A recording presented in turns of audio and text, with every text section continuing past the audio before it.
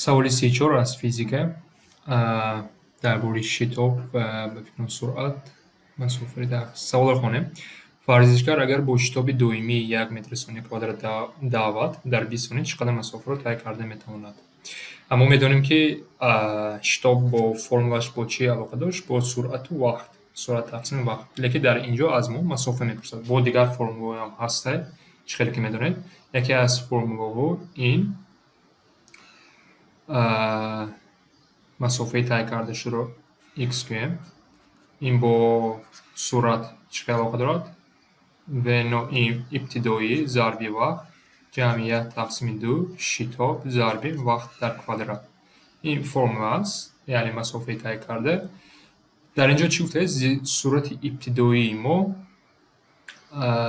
به صفر برابر است، یعنی اینجا همش 0 میشود و مسافه طی کرده به چی برابر؟ جمعیت تقسیم 2 شتاب ما 1 ضربی وقت ما 20 در کوادرات. 20 در کوادرات 400 400 تقسیم 2 این 200 متر می شود. سوال نوبتی این سوال 35 در رسم وابستگی سرعت قطار از وقت تصویر یافته است.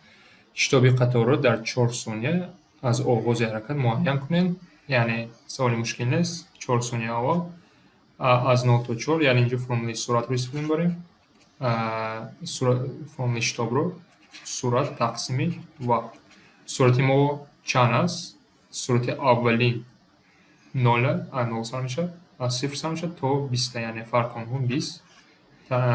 وقتی صرف شده 4 ثانیه، یعنی 5 متر ثانیه کوادرات است.